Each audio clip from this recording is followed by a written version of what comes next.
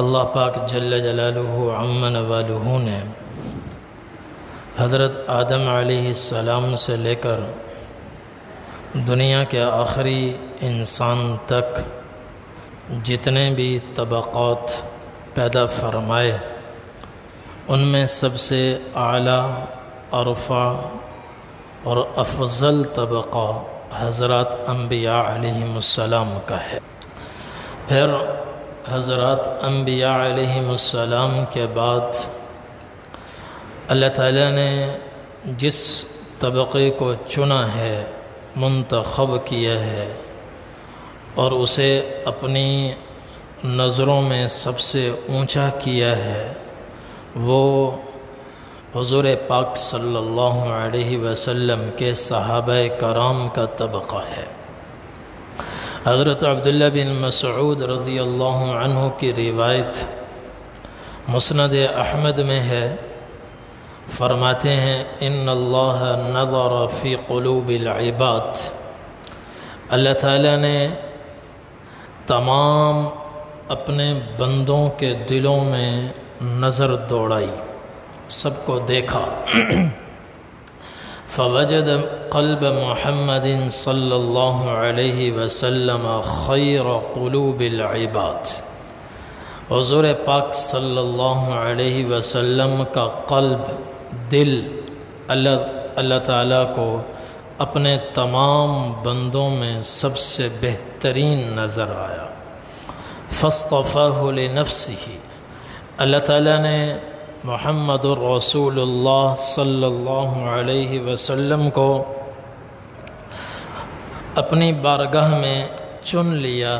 اور منتخب کر لیا، وَابْتَعَثَهُ لِرِسَالَتِهِ، اور اللہ تعالیٰ نے آپ صلی اللہ علیہ وسلم کو نبوت عطا فرمائی، رسالت عطا فرمائی، اور ختم نبوت کا تاج اللہ تعالیٰ نے حضور پاک صلی اللہ علیہ وسلم کے سر پہ رکھ۔ ثم نظر فی قلوب العباد بعد قلب محمد صلی اللہ علیہ وسلم، حضور پاک صلی اللہ علیہ وسلم کے بعد اللہ تعالیٰ نے آپ کے ظہور فرمانے کے بعد اللہ تعالیٰ نے اپنے تمام بندوں کے دلوں میں ایک بار پھر نظر دوڑائی کہ ان میں افضل کون ہے،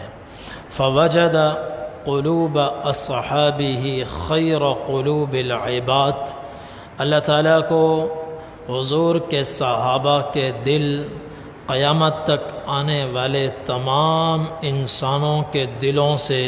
بہترین نظر آئے، فجعلہم وزراء نبیہ یقاتلون علی الحق، اللہ تعالیٰ نے ان صحابہ کو اپنے نبی آخر الزمان صلی اللہ علیہ وسلم کا وزیر بنا دی، اور ان کے ہاتھوں دین کی اولین نشر و اشاعت کا کام لیا، اور انہی کے ذریعے سے اللہ تعالیٰ نے دین کو دنیا کے کونے کونے میں پہنچایا۔ یہی وہ طبقہ ہے جو حق کے لیے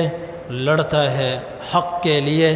جان دیتا ہے اور مال کی قربانی دیتا ہے، جان کی قربانی دیتا ہے۔ اس طبقے کو انبیاء کے بعد اللہ تبارک و تعالی نے سب سے اونچا